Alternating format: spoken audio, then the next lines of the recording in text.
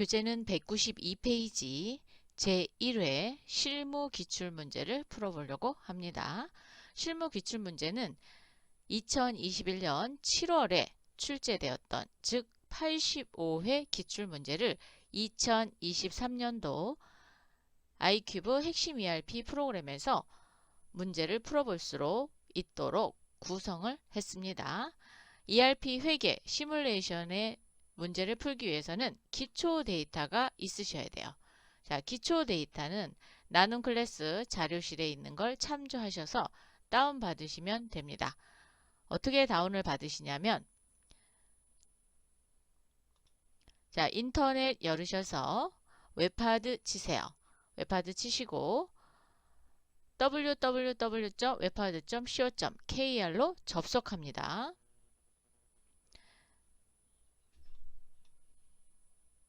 접속하신 후 저는 지금 로그인이 됐네요. 자, 로그아웃 한번 할게요. 로그인 해서 클래스 1234 패스워드 1234가 되겠습니다. 로그인을 하시면 이렇게 2023년도 데이터 및 자료 나옵니다. 클릭 ERP 정보관리사 2급 안으로 들어오셔서 우리가 필요한 거는 회계 데이터죠. 그래서 2023년 ERP 회계 데이터 체크하시고 내리기 하시면 다운로드가 될 겁니다. 자, 다운로드 하시면 이렇게 zip 파일로 다운로드가 됐을 거예요. 즉, 내 PC 다운로드 안으로 가면은 이렇게 다운받은 게 있으실 겁니다. 그럼 오른쪽 마우스 눌러서 압축 풀기를 하겠습니다. 압축 풀기를 하시면 이렇게 폴더가 압축이 풀립니다. 이 안으로 들어가시면 두 개의 파일이 있습니다. 두 개의 파일은 더전 코어 큐브, 더전 코어 큐브 로그 이렇게 두 개의 파일이 항상 세트로 같이 다녀야 아이큐브 핵심 ERP 프로그램의 데이터를 복구하고 또 백업도 하고 운영도 할 수 있습니다. 자, 확인하신 후 이제 프로그램 안으로 들어가 보도록 하겠습니다. 자, 아이큐브 핵심 ERP DB툴 복원 지금 바탕화면에 있죠? 그래서 다른 백업 폴더에 복원 그거 하기 전에 연결 설정 먼저 볼게요. 간혹 가다가 복원이 안 되는 경우가 있습니다. 그럴 때는 연결 설정이 윈도우 인증으로 됐는지를 꼭 확인하신 후 자, 서버 정보가 저장되었습니다. 이제 복원, 다른 백업 폴더 그리고 이에 지금 바깥에 2023년 ERP 회계 2급 기초 데이터 있죠? 클릭, 확인, 복원이 되고 있습니다.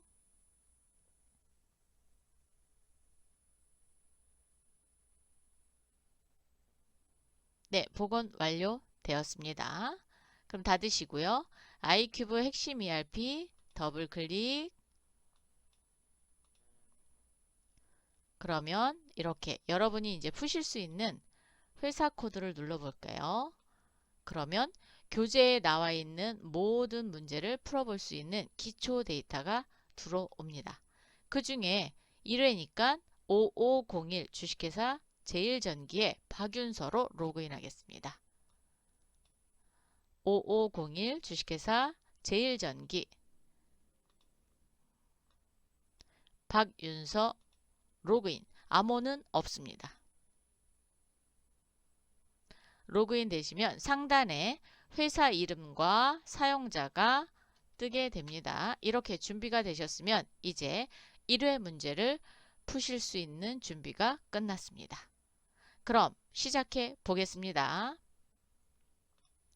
첫 번째, 당사의 사원 등록에 대한 설명으로 옳지 않은 것은 자, 사원 등록은 시스템 관리에 회사 등록 정보 사원 등록란에 있습니다. 스페이스바를 눌러서 우리 회사가 보유하고 있는 사원을 몽땅 다 볼 거예요. 조회.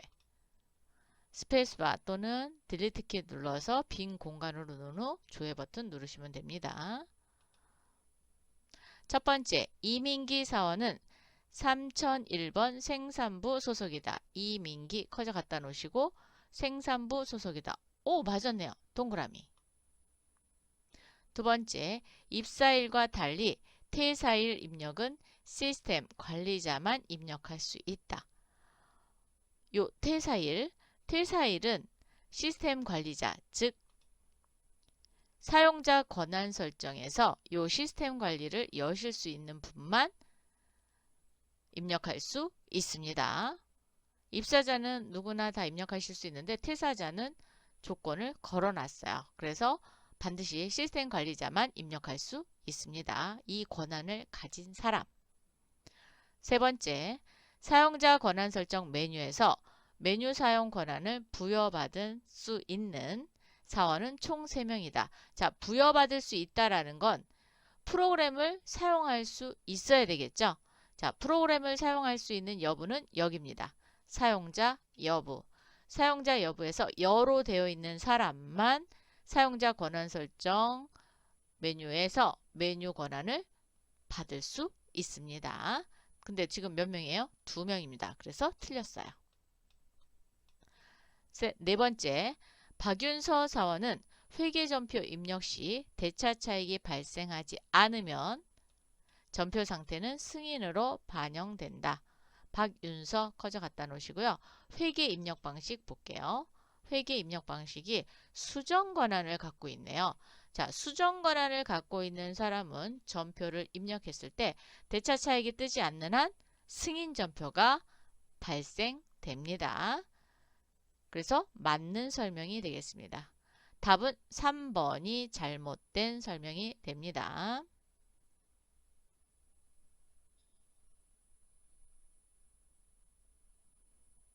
두 번째, 다음 중 당사의 계정 과목 설정에 대한 설명으로 틀린 것은? 자, 메뉴바 열어서 계정 과목은 어디 있냐? 회계관리에 기초정보관리에 계정 과목 등록입니다. 첫 번째는 81200 여비교통비 계정의 예산은 월별 통제하고 있다. 800번 때는 그렇죠. 판매관리비입니다. 손익에 오셔서 여기 판매관리비 클릭. 여비교통비입니다. 여기 있습니다. 자, 예산 통제는 이쪽에 있죠. 월별 통제로 하고 있습니다. 설명이 옳게 설명됐죠? 동그라미. 11100 대손충당금 계정은 108번 외상매출금 계정의 차감 계정이다 그랬어요. 자, 그러면 외상매출금 계정을 먼저 살펴보도록 하겠습니다.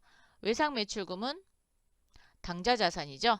자, 당좌자산. 왜냐면 108번이니까 101부터 145번 안에 있어요. 클릭하셔서 외상매출금 바로 밑에 대손충당금 여기 보시면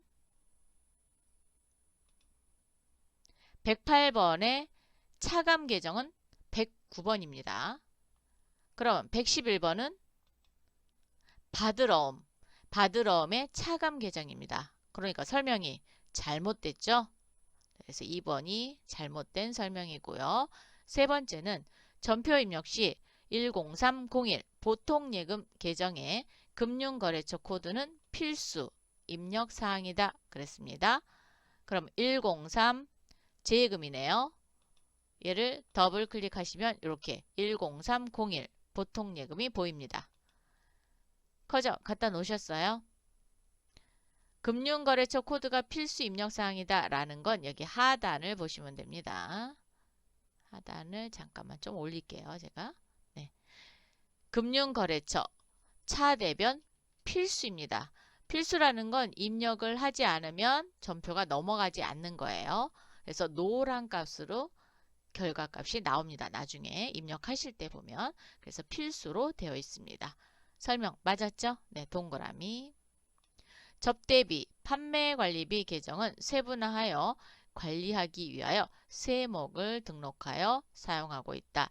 즉 원래는 이렇게 5자리에 뒤에 2자리가 세목 코드거든요. 그러면 판관비 쪽을 한번 볼까요? 판매관리비 여기 있습니다. 판매관리비에 접대비 찾겠습니다. 접대비 여기 있습니다. 접대비에 이렇게 플러스 표시 나왔죠. 즉 밑에 계정이 있다는 겁니다. 눌러보시면 이렇게 81301, 81302, 81303 세목으로 등록되어 사용하고 있습니다. 동그라미. 그럼 통신비는 없지요. 그래서 그대로 통신비 계정을 사용하면 됩니다. 만약에 통신비도 세목 사용하겠다? 그럼 세목 추가해서 만드시면 됩니다. 답은 2번이 틀렸습니다. 3번 다음 중 i큐브를 활용하여 마스터 데이터를 입력하는 순서로 올바르게 나열된 것은 자 시스템 관리에 회사 등록 정보를 보시면 회사 등록, 그 다음에 사업장 등록, 부서 등록이죠. 요 부서 등록 안을 열어보면 부문 등록이라고 있어요. 그래서 부문 등록을 먼저 해야 부서를 등록할 수 있습니다. 그리고 사원 등록 이렇게 순서대로 입력할 수 있어요. 즉 회사가 있고 그 다음에 사업장이 있고 사업장 밑에 부문 등록 있고 부문 등록 밑에 부서 있고 부서가 있어야 사원 등록 즉 조직도에 의해서 입력하는 마스터 데이터 입력 순서가 되겠습니다. 그럼 답은 몇 번? 2번. 그렇죠. 네 번째, 당사는 업무용 승용차를 L1 업무용 승용차 관리 항목으로 사용하여 관리하고 있다. 주식회사 제일전기의 2023년도 상반기 중 차량 유지비 계정의 지출 금액이 가장 큰 차량의 차량 번호는 그랬어요. 관리 항목으로 사용하고 있다 그랬습니다. 회계관리에 오셔서 전표 장부관리 관리 항목 원장입니다. 관리 항목은 L 1번의 업무용 승용차죠. 자, 그래서 관리 항목은 밑으로 L까지 오세요. 네, 여기 있습니다. 업무용 승용차. 이거 안 오시고요. 여기다가 업무라고 2글자만 치셔도 돼요. 한글로. 그러면 업무와 관련된 글자로 되어 있는 항목명은 다 뜹니다. 하나밖에 없네요. 네, 선택. 기표 기간은 2023년 상반기 중 그랬네요. 그러니까 기간 입력 열어서 그렇죠. 상반기 이렇게 누르면 됩니다. 확인. 아니면 직접 1월 1일부터 6월 30일까지 치셔도 되고요. 계정 과목은 차량 유지비가 82200이죠. 그냥 치세요. 그리고 엔터. 지출 금액이니까 증가한 금액, 즉 비용은 차변에 기록이 되죠. 그리고 대변은 감소로 감소 쪽에 기록이 됩니다. 비용은 차변입니다. 그래서 증가 쪽 보시면 돼요. 가장 많이 발생한 차량 번호는 10 하에 3100호네요. 답은 몇 번? 1번.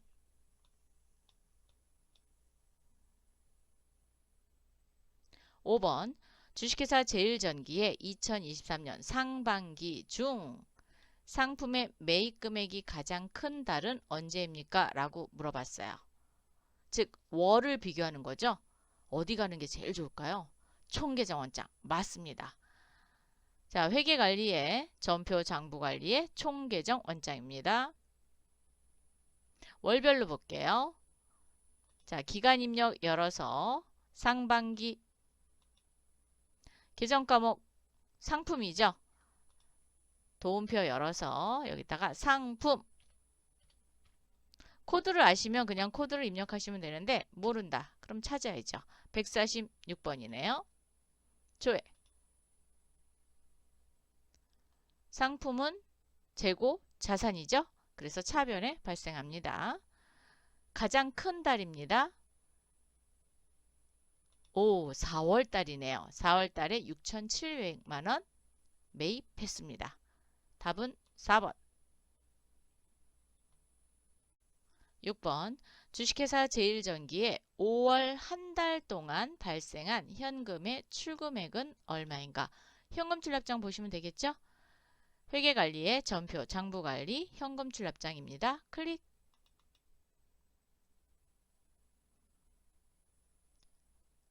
기표기간은 한 달, 5월 달 체크하시면 됩니다.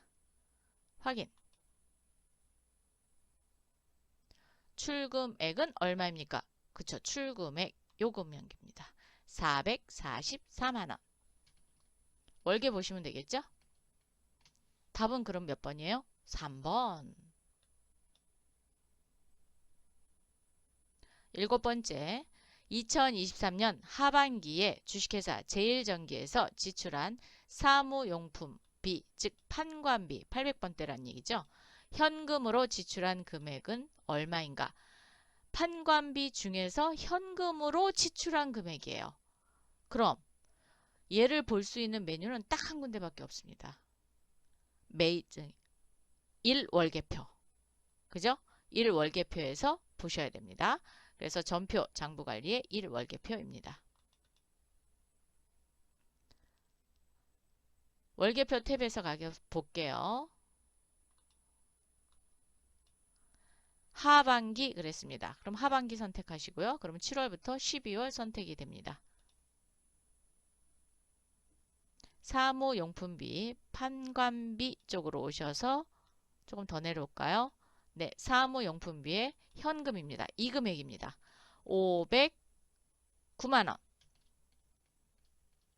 답은 1번.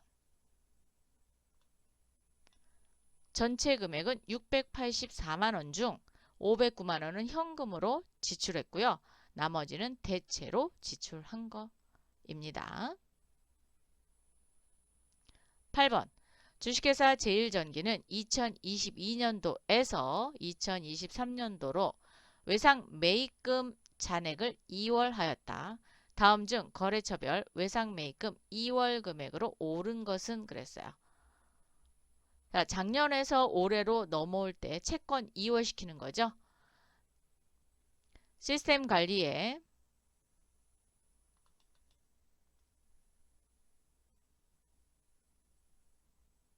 초기 2월 관리, 회계 초기 2월 등록.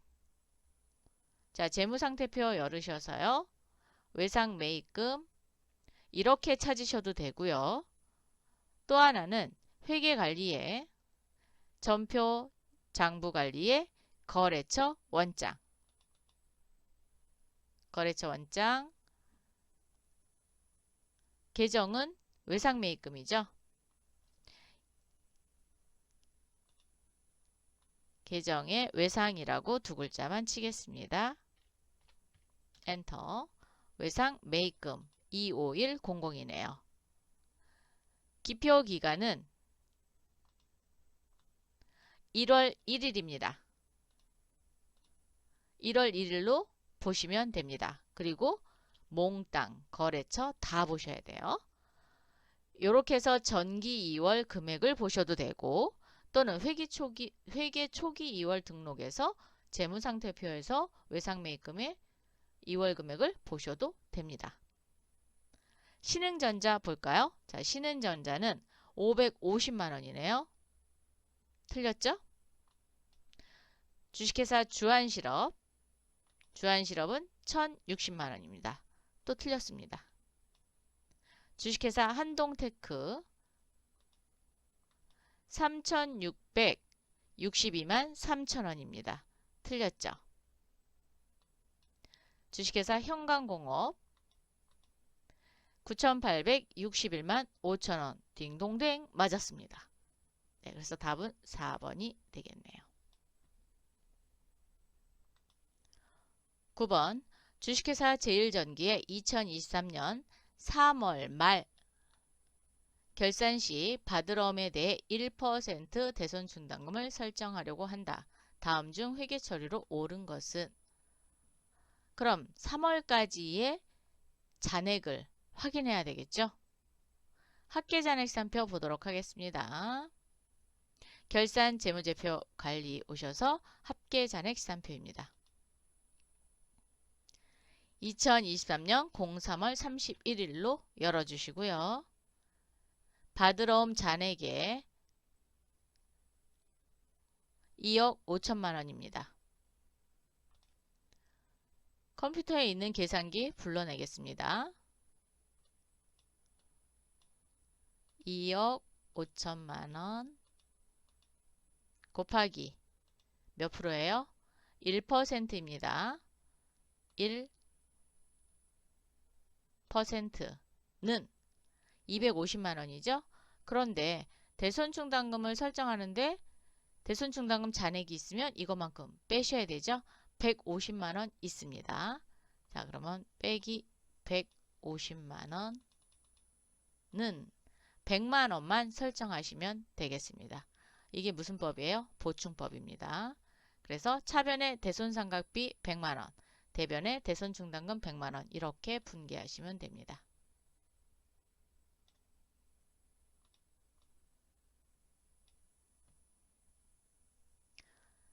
잔액 곱하기 설정률 그리고 대손충당금 잔액이 있으면 빼준다.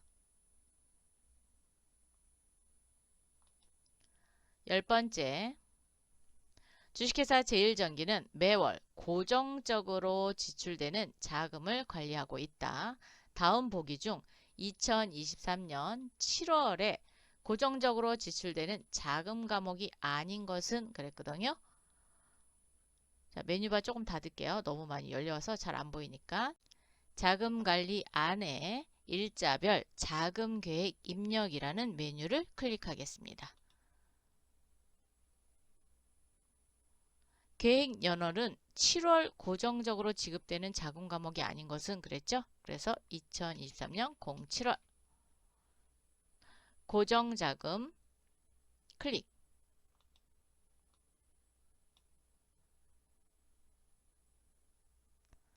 반영을 시켜 보셔도 됩니다. 자, 한번 보세요. 일자 여기다 놓고 자금 반영 7월 1일부터 7월 31일까지고요. 전표도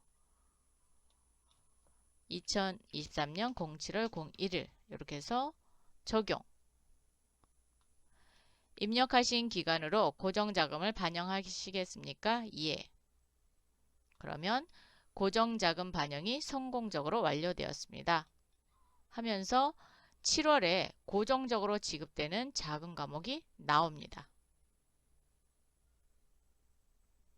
근데 아까랑 좀 다른데요? 그쵸? 고정자금을 눌렀을 때는 몇 개가 있었냐면 4개가 있었어요.